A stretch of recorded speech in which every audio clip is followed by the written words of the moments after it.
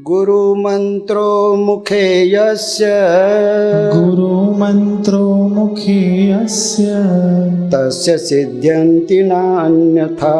तस्य सिद्ध्यन्ति नान्यथा। दीक्षया सर्वकर्माणि दीक्षया सर्वकर्माणि सिद्ध्यन्ति गुरुपुत्रके। सिद्ध्यन्ति गुरुपुत्रके। ये कौन से सदग्रंथ का श्लोक है? गुरु गीता। भगवान शंकर कह रहे माँ पार्वती जी को, जिसके मुख में गुरु मंत्र है उसकी सभी क्रियाएं सिद्ध हो जाती है, दूसरे की नहीं।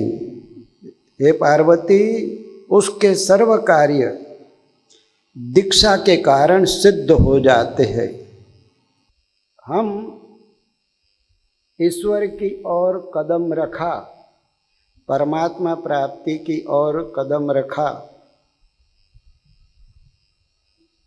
कब रखा? कोई जवाब देगा? हमने ईश्वर प्राप्ति के लिए आगे कदम रखा, तो कब रखा ये कैसे पता चलेगा? हाँ बोलो। सदगुरु के द्वार पे आए तब। ठीक। और कोई? हाँ बोलो भाई, जल्दी बोलो।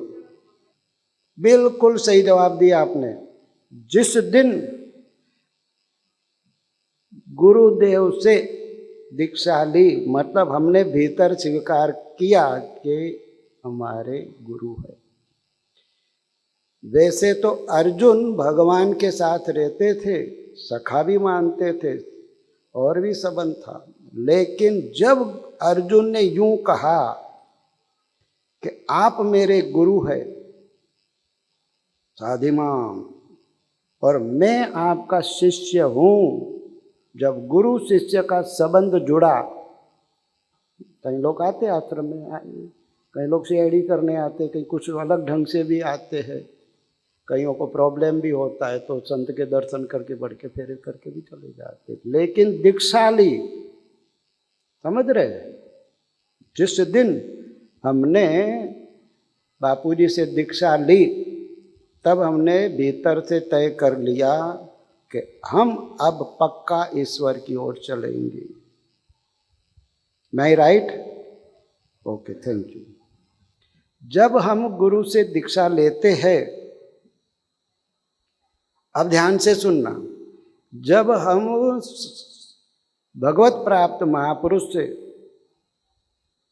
कबीर, बुद्ध, नानक, बापूजी जैसे महान संत, समर्थ संत से दीक्षा लेते हैं, तो परमात्मा भी राजी होते। जय राम जी की। भगवान भी उस दिन उस साधक भक्त पर राजी होते, प्रसन्न हो जाते हैं। दीक्षा का दिन अति महत्वपूर्ण होता है। ईश्वर की ओर चलने का ये प्रारंभिक फर्स्ट दिन होता है। किसी भगवत प्राप्त महापुरुष से हम भीतर से दीक्षा लेने के लिए तत्पर होते और उनकी अहेतु की कृपा हो कि नहीं, ये संसार भवाटी से भटकता हुआ जीव अब मेरी शरण, मैं इसको मंत्र दीक्षा दूं, उनकी भी करुणा कृपा चाहिए। तो वो दिन साधक के लिए प्रथम दिन है। ये दिवस साधक माटे प्रथम दिवस छे।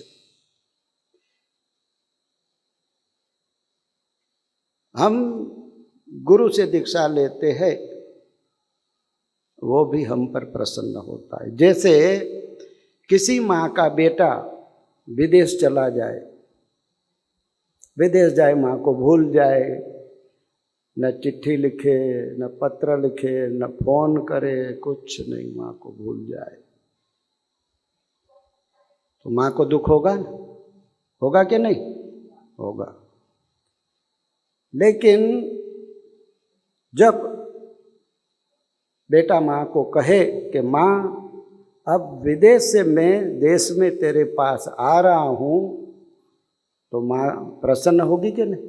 माँ को खुशी होगी, माँ मारे खुशी से अच्छे व्यंजन बनाएगी, मेरा बेटा मेरी ओर आ रहा है, उसके लिए मिठाई बनाएगी, उसके चेहरे पर खुशी छा जाएगी, माँ को प्रसन्नता होगी। इसी तरह संसार भवाटी में भटकते हुए जीव जब सद्गुरु से दीक्षा लेता है, संसार मुसाफिर खाने से संसार की आसक्ति छोड़कर जब वो सद्गुरु से दीक्षा लेता है, तो माताओं की माता वो परमात्मा भी राजी होता है कि अब ये मेरा बेटा मेरी ओर आ रहा है, अब ये मेरा बेटा मेरी ओर आ रहा है। संसार तेरा घर नहीं, 2-4 दिन रहना यहाँ, कर याद अपने राज्य की स्वराज निष्कंठ। माताओं की माता भगवान प्रसन्न होते, कहते हैं ना, तमेव माता च पिता तमेव। जब हम सद्गुरु से दीक्षा लेते हैं तो वो माताओं की माता परमात्मा भी खुश होता है कि अब सद्गुरु के माध्यम से ये मेरी ओर आ रहा है। और भगवत गीता के 7वें अध्याय में तो परमात्मा श्री कृष्ण ने स्पष्ट कह दिया है कि ज्ञानी मेरा स्वरूप है, ज्ञानी मेरा स्वरूप। तो कोई ये न समझे कि वो कहीं वैकुंठ में बैठे हैं और बापूजी इधर, नहीं। भगवत प्राप्त महापुरुष और भगवान दिखते दो लेकिन एक ही है। तो जैसे ही हम सद्गुरु से दीक्षा लेने को तत्पर हो जाते हैं, वो हमारा प्रथम दिन और दीक्षा लेते हैं, तो वो परमात्मा भी प्रसन्न होता है। महाराज परमात्मा प्रसन्न हो ये हमको कैसे पता चले? जिन जिन साधक भाई बहनों ने बापूजी से मंत्र दीक्षा ली है और जप करते हैं, उनके चित्त में आनंद होता है कि नहीं? होता है कि नहीं? होता है। ये हजारों बच्चे बड़े लोग भी सिर हिलाते, आपके चित्त में आनंद आता है, आता है कि नहीं? आता है। तो परमात्मा का स्वरूप क्या है? परमात्मा का स्वरूप क्या है? सच्चिदानंद स्वरूपाय, सच्चिदानंद स्वरूपाय, विश्व उत्पत्ति आदि हेतवे। विश्व उत्पत्ति आदि परमात्मा का हेतवे। स्वरूप है सत्य चित्त और आनंद। हमारे चित्त में आनंद आने लगे तो परमात्मा हृदय में प्रसन्न हो रहे हैं, और वो होता है गुरु की कृपा से, बापूजी की कृपा से। और हम अभी भी देख रहे आपके चेहरे से, आप जप कर रहे, आपके पुण्य बढ़ रहे, भक्ति बढ़ रही है, तो आपके हृदयेश्वर आप पर प्रसन्न है। हृदयेश्वर प्रसन्न है तभी तो भक्ति कर रहे हो, नहीं तो थोड़ी करते। करते क्या? नहीं करते। अब तीसरा प्रश्न, ये तीसरा प्रश्न हम आपसे पूछते, आप आश्रम में आए हो अपनी मर्जी से आए हो? गलत बात। आप अपनी मर्जी से नहीं आए हो, आप बापूजी की मर्जी से इधर आए हो। हाँ, दरबार में सच्चे सद्गुरु के उनको बुलाया जाता है जिन पर खास इनायत सद्गुरु की हो। आप अपनी मर्जी से नहीं आए, बापूजी चाहते हैं कि मेरे बच्चे मेरी ओर आए, ईश्वर की ओर कदम कर रखे। तो बापूजी ने आपको पसंद किया है, इसलिए ही हम फिर से आपको वंदन करते, प्रणाम करते हैं।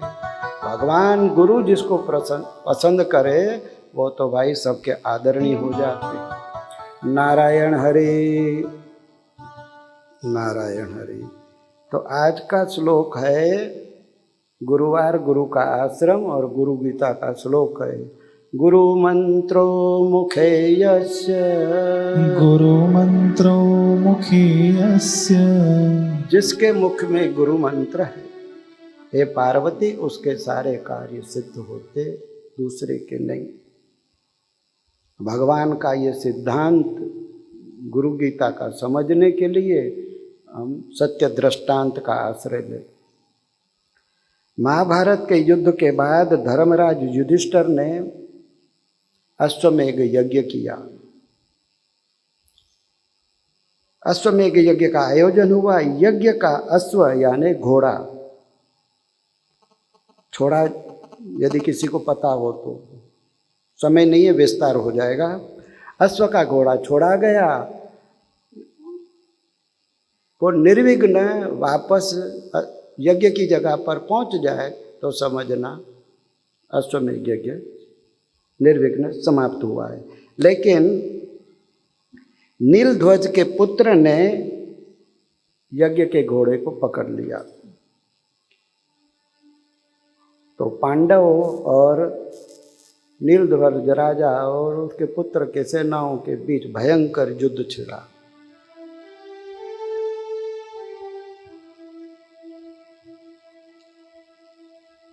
नीलध्वज ने अग्निदेव को, अग्निदेव समझते नहीं, पृथ्वी जल तेज अग्नि, अग्निदेव को नियुक्त किया था कि मेरी सेना की आप रखवाली करना।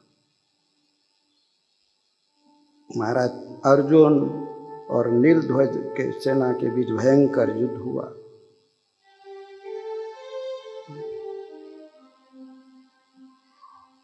और यहाँ पर नीलध्वज ने अपने तीर पर अग्निदेव का अनुसंधान करके अर्जुन के सैन्य पर तीर छोड़ा। आपने रामायण सीरियल या महाभारत सीरियल देखी होगी ना, नारायण अस्त्र छोड़ते न, अग्नि की वर्षा होती है, क्या क्या होता है, शायद आप लोगों ने देखा होगा। इधर नीलध्वज ने अपने बाणों पर अग्निदेव का आह्वान करके अर्जुन की सेना जलने लगी, नष्ट होने लगी।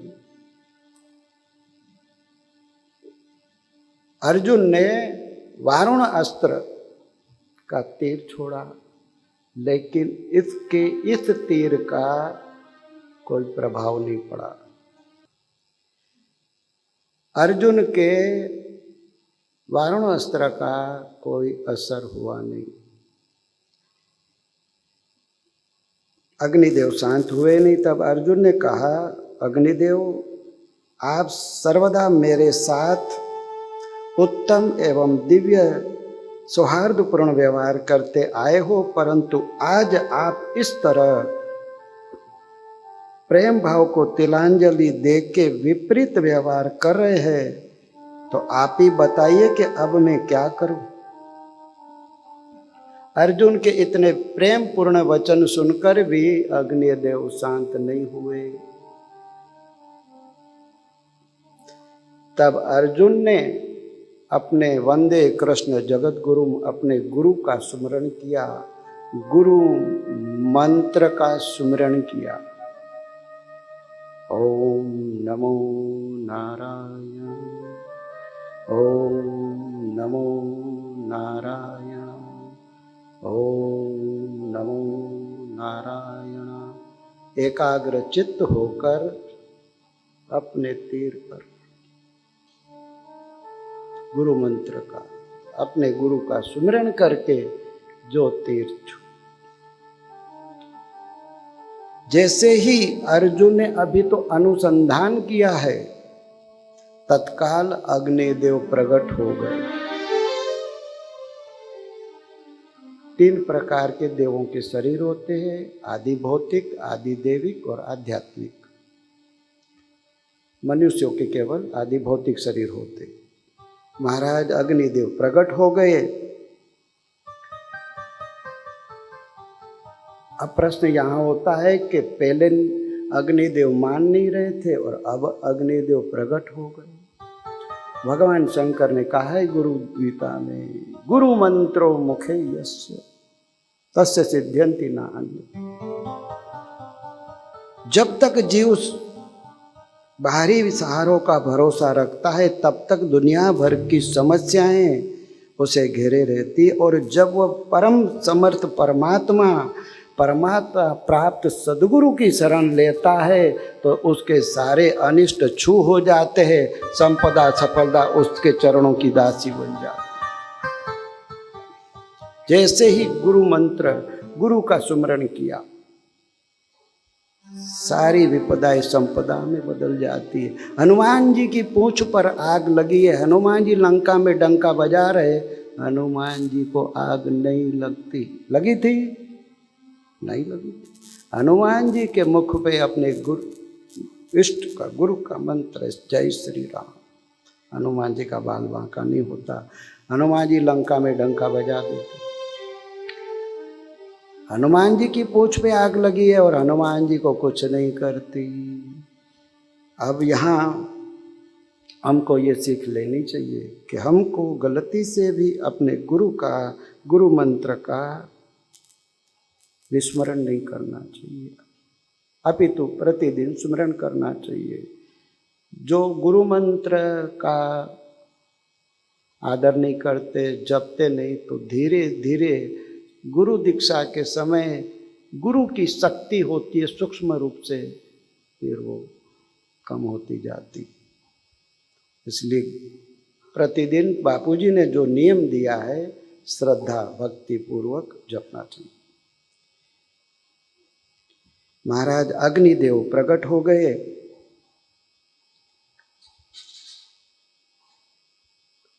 जब उन्होंने अपने गुरु का, गोविंद का सुमरण किया, अग्निदेव ने बोले, पार्थ, यदि तुम श्री कृष्ण के साथ रहने पर भी अश्वमेध यज्ञ द्वारा युधिष्ठिर को पवित्र करना चाहते हो, तो उन श्री हरि के बिना यज्ञ, देवता, मंत्र कोई भी उन्हें पवित्र करने में समर्थ नहीं।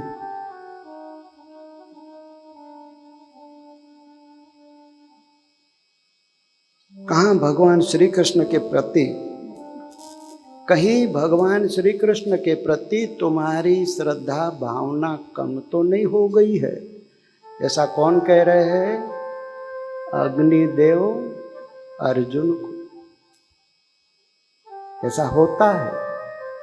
यहाँ अग्निदेव अर्जुन को समझा रहे हैं, जयराम जी की, यहाँ अग्निदेव अर्जुन को समझा रहे हैं कि आपने वरुण अस्त्र का अनुसंधान किया और फिर मुझे उलाहना देते हो कि आप मेरे साथ प्रेम पूर्ण व्यवहार करते थे, मेरे वरुण अस्त्र के बाद भी आप शांत नहीं हुए। तो अर्जुन, मैं तुमसे ये पूछ रहा हूँ कि तुम तो नारायण के भक्त हो, तुम्हारे गुरु भगवान कृष्ण है। अपने गुरु मंत्र का तुमने शुरुआत में अनुसंधान किया होता तो तुम्हारा इतना सैन्य नष्ट नहीं होता।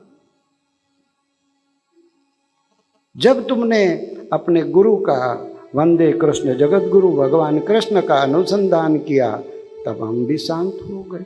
अब तुमने केवल अनुसंधान किया तो हम शांत हो गए, और वरुण अस्त्र चलाए तो भी हम शांत नहीं। तो अर्जुन, मुझे ये कहने में भी संकोच नहीं होता है कि कहाँ तो क्षीर सागर को छोड़कर, भगवान नारायण क्षीर सागर में विराजमान होते, जो कृष्ण है वो नारायण, क्षीर सागर को छोड़कर कहीं तुम बकरी से तो दूध की याचना नहीं करते? कहाँ तो सूर्य भगवान से विमुख होकर जुगनू से तो प्रकाश की याचना नहीं करने लगे हो तुम? अग्निदेव कह रहे अर्जुन को, ये हमको भी संदेश देता है। अग्निदेव का ज्ञान अर्जुन का हमको भी संदेश देता है कि हमको भी अपने गुरु मंत्र से, गुरु से विमुख नहीं होना चाहिए, मंत्रदाता भगवान से विमुख नहीं होना चाहिए। अर्जुन तो श्रेष्ठ धनुर्धारी था भाई, उसके जैसी शक्ति हमारे तुम्हारे में कहाँ। उसकी भी ऐसी हालत हो जाए तो हमारी क्या। हमको सदैव सजग रहना चाहिए, हमारे अंदर दृढ़ निष्ठा होनी चाहिए कि कुछ भी हो जाए, कुछ भी हो जाए, हमको हमारे गुरु से आखिर तक निभाना है। हम सब कुछ गंवा सकते हैं, हम बापूजी के साधक सब कुछ गंवा सकते हैं, लेकिन किसी भी कीमत में बापूजी के प्रति हमारी श्रद्धा हम नहीं कम होने देंगे।